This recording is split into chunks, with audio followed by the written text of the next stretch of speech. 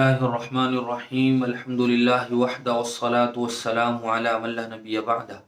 اما بعد فاعوذ باللہ من الشیطان الرجیم بسم اللہ الرحمن الرحیم وذکر فإن الذکرى تنفع المؤمنین صدق اللہ العظیم۔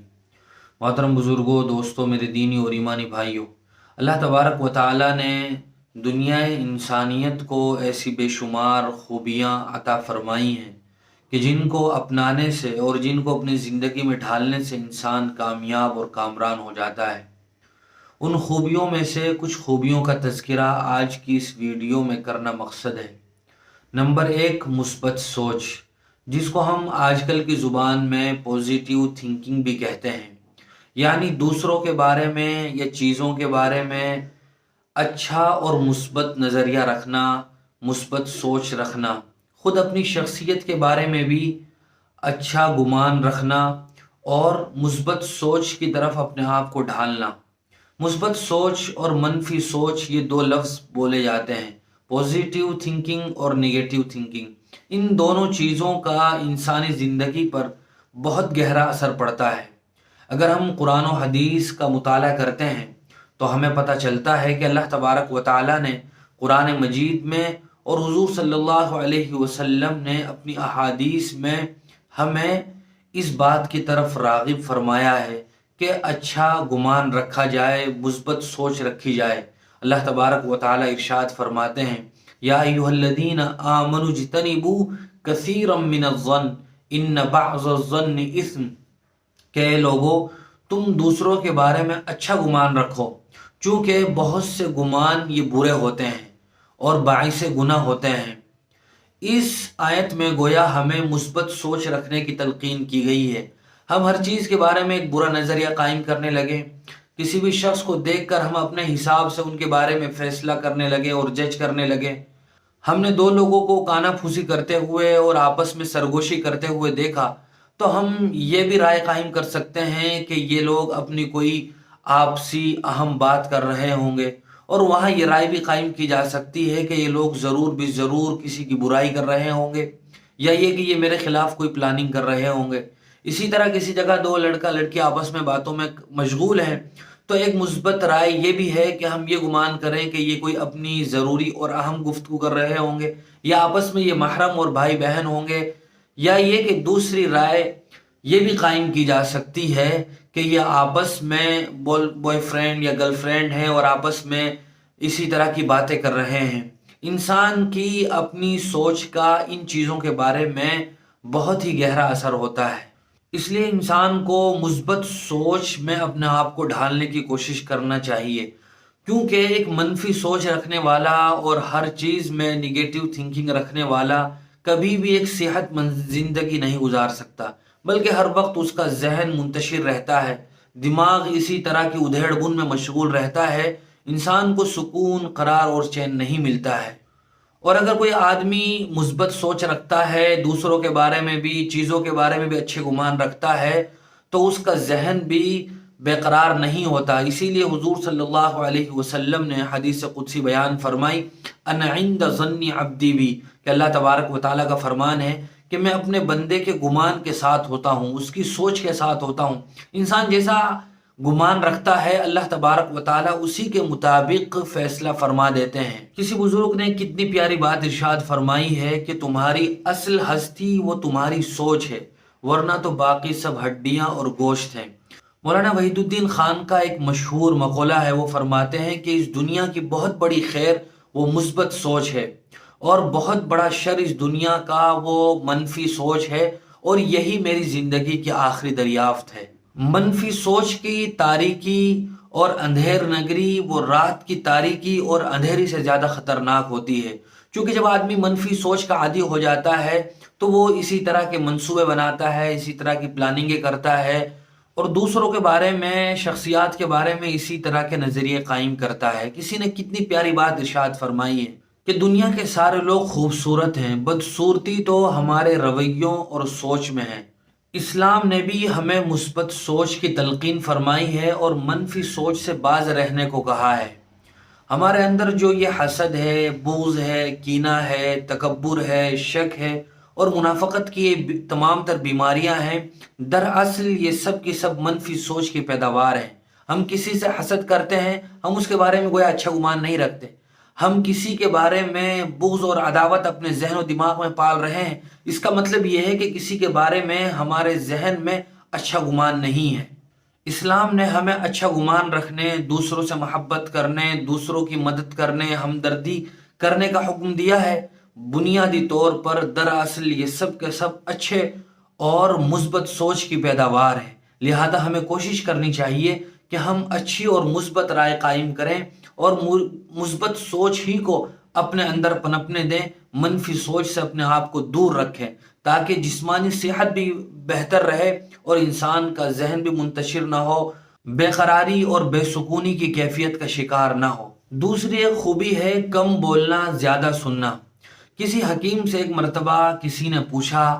فارسی کی ایک حکایت ہے، از حکیم پرسیدند چیرا استماع تو از نطق تو زیادہ است، گفت مرا دو گوش دادا است و ایک زبان۔ یعنی کسی حکیم سے ایک صاحب نے پوچھا کہ تمہارا سننا یہ تمہارے بولنے سے زیادہ کیوں ہے، یعنی تم سنتے زیادہ اور بولتے کم کیوں ہو؟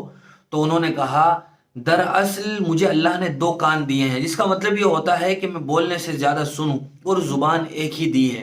جب انسان زیادہ بولنے کا عادی ہو جاتا ہے تو اس کے گناہ بھی زیادہ ہو جاتے ہیں۔ یہی وجہ ہے کہ انسانی زبان سے اتنے گناہ سرزد ہوتے ہیں جتنے گناہ دوسرے جسمانی اعضاء سے سرزد نہیں ہوتے۔ انسان غیبت کرتا ہے، چغل خوری کرتا ہے، گالی دیتا ہے، سب و شتم کرتا ہے، کسی کو برا بھلا کہتا ہے، یہ تمام تر کی تمام باتیں انسان کی زبان سے سرزد ہوتی ہیں چونکہ وہ بولتا زیادہ ہے۔ اور جب آدمی زیادہ بولنے کا عادی ہو جاتا ہے تو معاشرے سے اس کا وقار بھی ختم ہو جاتا ہے، لوگوں کے درمیان سے اس کی اہمیت نکل جاتی ہے۔ بسا اوقات آدمی اتنا زیادہ بولتا ہے کہ پھر لوگوں کی طبیعت پر اس کی باتوں کا کوئی اثر نہیں ہوتا۔ اسی لیے حضور اکرم صلی اللہ علیہ وسلم نے ارشاد فرمایا، من کان یؤمن باللہ والیوم الاخر فلیقل خیرا او لیصمت، کہ جو آدمی اللہ پر اور یوم آخرت پر ایمان رکھتا ہو اسے چاہیے کہ وہ اچھی بات کرے یا خاموش رہے۔ انسان کو صرف اچھی باتوں کو ہی بولنا چاہیے، بری باتوں کے بولنے سے اپنے آپ کو بچانا چاہیے۔ عام طور سے ایسا دیکھا گیا ہے کہ جو آدمی زیادہ بولتا ہے تو اس سے گناہ بھی زیادہ سرزد ہوتے ہیں، ایسے آدمی کے دشمن بھی زیادہ ہو جاتے ہیں۔ اور حضور نے ایک حدیث میں فرمایا ہے، هل يكب الناس في النار على وجوههم الا حصائد السنتهم، کہ جہنم میں زیادہ تر لوگ وہ اپنی زبان کی بری کھیتیوں کی وجہ سے چہرے کے بل گھسیٹ کر ڈالے جائیں گے۔ لہذا جب بولنا ہو تو آدمی تول کر بولے، اچھا بولے، شریعت کے مطابق بولے، وہی بات بولے جس سے اللہ اور اس کا رسول راضی اور خوش ہوتا ہو، اور ان باتوں کو بولنے کے لیے اپنی زبان کو سی لے جن باتوں سے کسی کا دل دکھتا ہو۔ المسلم من سلم المسلمون من لسانہ و یدہ، مسلمان کی پہچان تو یہ ہوتی ہے کہ وہ آدمی اپنی زبان سے اور اپنے ہاتھ سے کسی کو تکلیف نہیں پہنچاتا۔ آپس میں جو گھریلو اور خاندانی جھگڑے ہیں ان میں سے اکثر جھگڑوں کی بنیاد یہی زبان ہے، اور زبان کا زخم اتنا گہرا ہوتا ہے کہ پھر یہ جلدی مندمل بھی نہیں ہوتا۔ جراحات السنان لها التیام ولا یلتام ما جرح اللسان، کہ چوٹوں کے، لکڑیوں کے، تھپڑوں کے لگے ہوئے زخم یہ ختم ہو جاتے ہیں، مندمل ہو جاتے ہیں، لیکن زبان سے جو زخم کسی کے دل پر لگتا ہے وہ جلدی مندمل نہیں ہوتا۔ لوگ دوسروں کو گالیاں دے کر اور برا کہہ کر بعد میں یہ کہتے ہیں کہ میں اپنی بات واپس لیتا ہوں۔ یاد رکھنا چاہیے کہ بات کبھی واپس نہیں ہوتی۔ جو گولی ایک مرتبہ بندوق سے نکل گئی اور لگ گئی تو پھر آدمی کتنا ہی کہتا رہے کہ میں گولی واپس لیتا ہوں، وہ گولی کبھی واپس نہیں ہوتی۔ لہذا صرف اتنا کہہ دینے سے کہ میں اپنی بات واپس لیتا ہوں، میں اپنا اسٹیٹمنٹ واپس لیتا ہوں، اس سے دوسرے آدمی کو جو زخم لگا ہوا ہوتا ہے وہ ختم نہیں ہوتا۔ لہذا انسان کو ایران توران کی ہانکنے کے بجائے اور اول فول بکنے کے بجائے وہی باتیں بولنی چاہیے جس سے دین کا یا دنیا کو کوئی فائدہ ہوتا ہو اور دوسرے کو کوئی تکلیف نہ ہوتی ہو۔ تیسری خوبی ہے اچھی صحبت، نیک لوگوں کے ساتھ رہنا۔ اللہ تبارک و تعالیٰ قرآن مجید میں ارشاد فرماتے ہیں، یا ایھا الذین آمنوا اتقوا اللہ وکونوا مع الصادقین، اے ایمان والو تم سچ بولو اور سچے اور نیک لوگوں کے ساتھ رہو۔ اللہ تبارک و تعالیٰ نے ایک دوسرے موقع پر ارشاد فرمایا ہے وَاصْبِرْ نَفْسَكَ مَعَ الَّذِينَ يَدْعُونَ رَبَّهُمْ بِالْغَدَاةِ وَالْعَشِيِّ يُرِيدُونَ وَجْهَهُ، کہ تم اپنے آپ کو، اپنے نفس کو ان لوگوں کے ساتھ پکڑے رکھو، ان لوگوں کے ساتھ رکھو کہ جو صبح شام اپنے پروردگار کو پکارتے ہیں اور اللہ تبارک و تعالیٰ کی رضا اور خوشنودی کی تلاش میں رہتے ہیں۔ حضرت ابو موسیٰ اشعری رضی اللہ تعالیٰ عنہ فرماتے ہیں کہ حضور نے فرمایا اچھے دوست کی مثال وہ عطار یعنی عطر بیچنے والے، اپنے ساتھ مشک رکھنے والے آدمی کی طرح ہے، اور برے دوست کی مثال وہ لوہار کی طرح ہے کہ جب وہ کوئی آدمی کسی عطار کے پاس بیٹھتا ہے، عطر بیچنے والے کے پاس بیٹھتا ہے، تو وہ اگر خریدتا بھی نہیں تو کم از کم اس کی خوشبو سے ضرور فائدہ اٹھاتا ہے، اور اگر کوئی آدمی کسی لوہار کے پاس بیٹھتا ہے تو وہ یا تو اس کے کپڑے جلا دیتا ہے یا اس کا گھر جلا دیتا ہے، اور اگر گھر نہیں اور کپڑے بھی نہیں جلاتا تو کم از کم اس کے دھوئیں سے تو وہ ضرور متاثر ہوتا ہے۔ قرآن مجید میں اللہ تبارک و تعالیٰ نے سورہ کہف میں اصحاب کہف کا واقعہ بڑی تفصیل سے بیان فرمایا ہے۔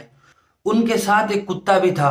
کتے نے کوئی بڑا کارنامہ انجام نہیں دیا تھا، لیکن کتا نیک لوگوں کے پاس رہا تھا، نیک لوگوں کے ساتھ رہا تھا، تو اللہ تبارک و تعالیٰ نے کتے کا تذکرہ بھی قرآن مجید میں کر کے ہمیشہ ہمیشہ کے لیے اس کتے کا نیک نامی کے ساتھ تذکرہ باقی رکھا ہے۔ اسی لیے جو آدمی اچھے اور نیک لوگوں کی صحبت میں رہتا ہے تو وہ ان کے اثرات بھی قبول کرتا ہے، اور پھر اس کا تذکرہ بھی نیک لوگوں کے ساتھ ہی ہوتا ہے۔ فارسی کا ایک شعر ہے صحبت صالح ترا صالح کنند، صحبت طالح ترا طالح کنند، یعنی نیک اور اچھے آدمی کی صحبت تمہیں بھی اچھا بنا دے گی، اور برے اور نکمے آدمی کی صحبت اور ان کا ساتھ تمہیں بھی اسی طرح کر دے گا۔ انگریزی کا ایک محاورہ ہے a man is known by the company، یعنی آدمی اپنے دوستوں کی وجہ سے پہچانا جاتا ہے۔ جو آدمی جواری کے ساتھ، شرابی کے ساتھ، جھوٹ بولنے والے کے ساتھ، فاسق فاجر کے ساتھ بیٹھتا ہے تو لوگ سمجھتے ہیں کہ یہ بھی ایسا ہی ہے،